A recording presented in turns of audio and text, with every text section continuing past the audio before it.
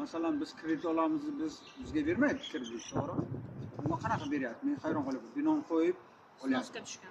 biznesga tushgan uy bo'lsa, viloyat mana yerda Sherobod tuman hokimi kelib, Davlatov degan hokim, Ziyoda Davlatov degan hokim keldida, bizga beringlar, o'rni uy qilib beradi dedi. Ha, o'rni o'sha uyda qilib bersin mana. Uy boradigan joyimiz yo'q, shu uyda yashab turgan uy qayerga borishimizni bilmaymiz.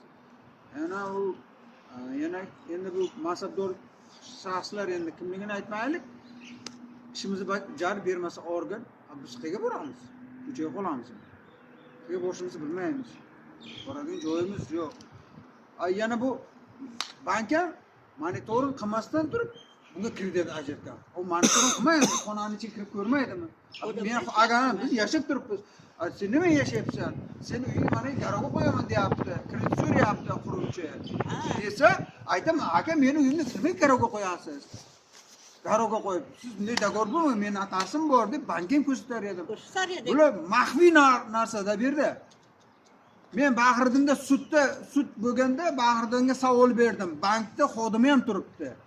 Sabab nimaki sen bergan shunday noqonuniy ishlarni qilding desam, dolyani berganman dedi.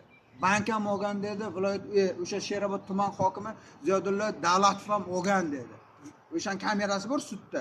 Ular ochib ko'ringlar shu masalalarni.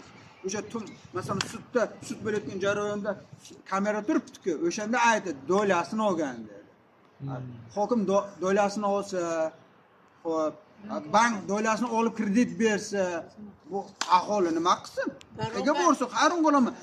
Davlatning o'rtasidagi, ya'ni bank bilan yoki ana quruvchini o'rtasidagi problemaga biz prichon berdi. Men shunga qarayman, biz aybimiz nima?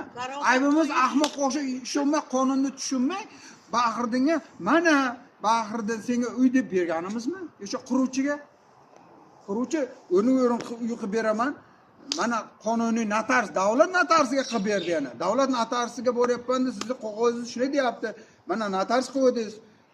Notariusga desam, Xulqor opa, o'sha notariusga ishlaydigan Xulqor opa boshqaruvchisi, bu davlat notariusi, Umid, sen uyingga kirib qolmaysan. Davlat notariusi, hech yana o'zgartirish kiritmanglar. Yana qayta qilib quruvchining gapiga ishonib, men shuni notariusim bo'ladi dedi. Xo'p, bo'lmasa mana uydan chiqaryapti. Qayerga boramiz? Men hayron qolaman.